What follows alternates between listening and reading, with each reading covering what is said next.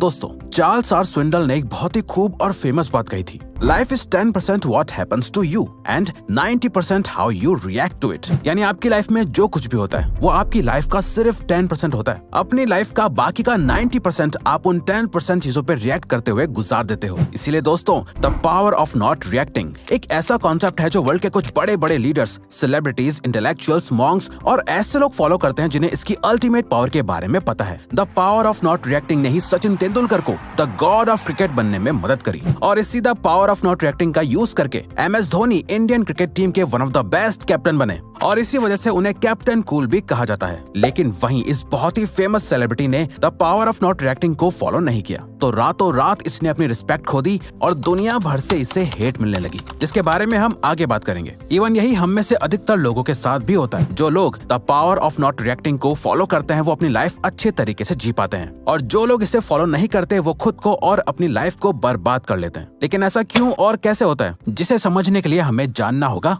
कैसे रिएक्ट करना आपकी लाइफ को बर्बाद और डिस्ट्रॉय कर देता है। रिएक्शन कैसे किसी की भी लाइफ डिस्ट्रॉय कर सकता है, इसका सबसे बेस्ट एग्जांपल हम सभी ने रिसेंटली 2022 के ऑस्कर्स में देखा, जहां होस्ट क्रिस रॉक सामने बैठे कई सेलिब्रिटीज पर जोक्स कर रहे थे। जैसे ही उन्होंने विल स्मिथ की वाइफ के ऊपर एक जोक सुनाया जो कि बहुत फनी था और सब उस पर हंस रहे थे, पर विल स्मिथ को ये बात बिल्कुल पसंद नहीं आई और उन्होंने गुस्से में आकर बिना ज्यादा सोचे समझे स्टेज पे जाके क्रिस रॉक को चांटा मार दिया और बुरा भला बोलने लगे। पर क्रिस रॉक ने इस पे कोई रिएक्शन नहीं दिया और इस पूरी सिचुएशन में क्रिस ने सभी के एक्सपेक्टेशन से अलग रिएक्ट करा और एज ए होस्ट प्रोफेशनली अच्छे से पूरा फंक्शन खत्म करा। चाहे तो वो भी विल स्मिथ पे कैसा भी रिएक्ट कर सकते थे, पर उन्होंने अपने इमोशंस को कंट्रोल में रखा और उस समय कुछ नहीं कहा, जिसका रिजल्ट अगले दिन सोशल मीडिया पे साफ साफ दिखने लगा। जहां कई लोग क्रिस रॉक के सपोर्ट में सामने आए, उनके लिए ज्यादा रिस्पेक्टेड फील करने लगे, वहीं विल स्मिथ को बहुत बुरा भला बोलने लगे। विल स्मिथ को वर्ल्ड के हर कोने से इतनी हेट मिली कि विल स्मिथ ने अपने एक्शन और गलत रिएक्शन के लिए माफी भी मांगी, पर वो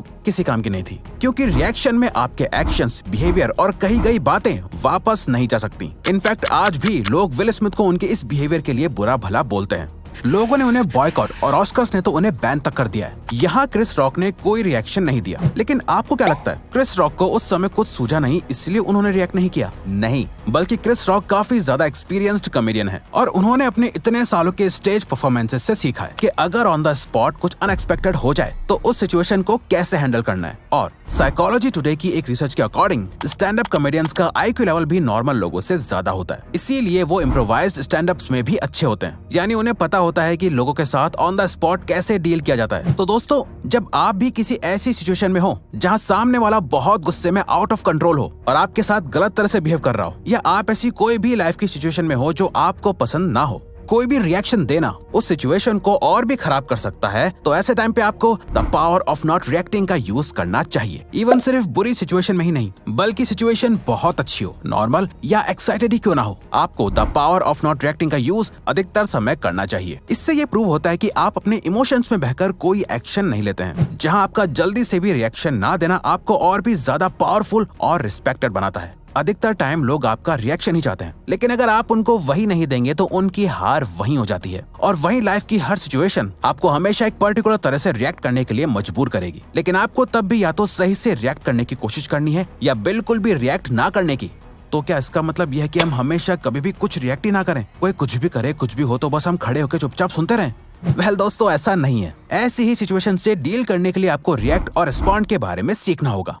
रिएक्ट वर्सेस रिस्पॉन्ड। एक रिएक्शन और रिस्पॉन्ड में बस इतना फर्क है कि रिएक्शन अनकॉन्शियसली बिना सोचे समझे होता ही होता है। जब आप किसी ऐसी सिचुएशन में आते हो जहां आपको कोई खतरा फील होता है, आपको हर्ट होता है, तो आप नेचुरली रिएक्ट करते हो। फॉर एग्जाम्पल, मान लो आपका हाथ एक गर्म चीज से गलती से टच हो जाए तो आप फौरन अपना हाथ हटा लोगे। ये एक अनकॉन्शियस रिएक्शन होता है जो सही भी है, पर यहाँ प्रॉब्लम ये आती है कि जब हमें कोई मेंटली हर्ट करने का ट्राई करता है, जब आप स्ट्रेस में होते हो या बहुत ज्यादा खुश होते हो या जब कोई हमारी तारीफ कर देता है, तो कई लोग अनकॉन्शियसली बिना ज्यादा सोचे समझे रिएक्ट कर देते हैं, जहां उनके इमोशंस उन पे हावी हो जाते हैं। कई तो बहुत ज्यादा खुश होकर कई बड़े बड़े वादे और प्रॉमिसेस कर देते हैं जिन्हें वो आगे पूरा नहीं कर पाते। वहीं कुछ लोग गुस्से में या दुख में आके ऐसे डिसीजंस ले लेते हैं जिनका पछतावा उन्हें फिर जिंदगी भर रहता है। क्रिकेट में स्लेजिंग का एक कॉन्सेप्ट है जहां ओपोनेंट टीम के प्लेयर्स बैट्समैन या बॉलर को गालियां देते हैं या एक दूसरे का मजाक उड़ाते हैं ताकि प्लेयर का कॉन्फिडेंस डाउन हो जाए और वो अपना फोकस खो दे और गेम से डिस्ट्रैक्ट हो जाए। लेकिन सचिन तेंदुलकर का ये रिकॉर्ड है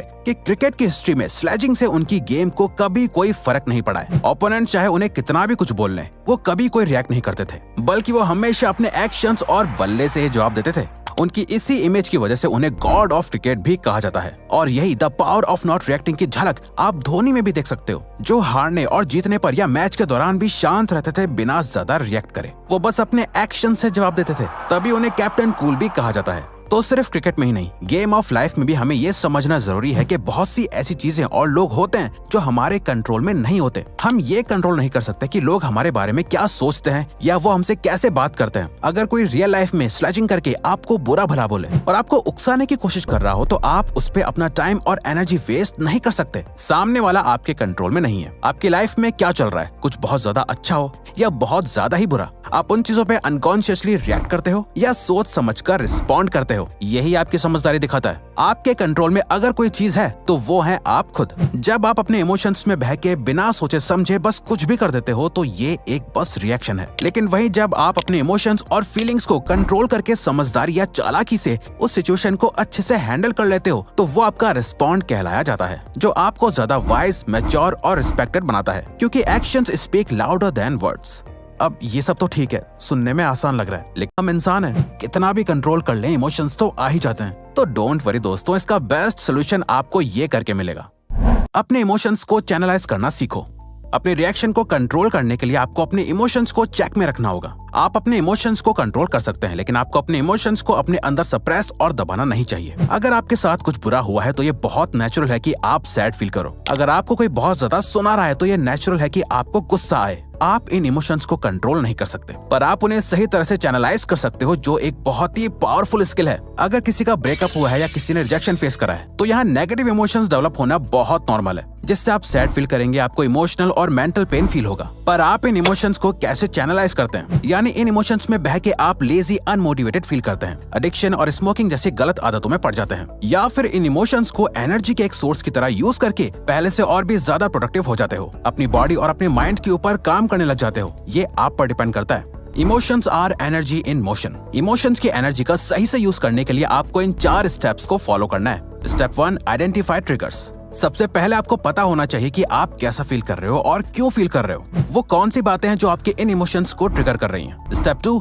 taking time before making any decisions. कुछ भी करने से पहले एक लंबी सांस लो, इन सारे इमोशंस को प्रोसेस होने का थोड़ा टाइम दो। Step 3, detach with your emotions. Next, अपने आप को और अपने इमोशंस को एक दूसरे से अलग कर लो। अपनी सिचुएशन को एक थर्ड पर्सन के पर्सपेक्टिव और नजरिए से देखो। Step 4, choose not to react and respond accordingly. ये सब करने के बाद सबसे पहले तो चूज करो कि आप अपने इमोशंस के अकॉर्डिंग रिएक्ट नहीं करोगे, और इस टाइम जो सबसे बेस्ट और लॉजिकल तरीका है इस सिचुएशन को हैंडल करने का, उस हिसाब से रिस्पॉन्ड करो। और जब आप इन सब को प्रॉपर्ली फॉलो करोगे तो आप अब से सिर्फ रिएक्ट नहीं बल्कि रिस्पॉन्ड करोगे। तो अगर आपको ये वीडियो अच्छी लगी तो वीडियो को लाइक और चैनल को सब्सक्राइब करके हमें सपोर्ट करो और बेल नोटिफिकेशन ऑन कर लीजिएगा ताकि आप आने वाली वीडियोस मिस ना कर पाओ। Thank you for watching.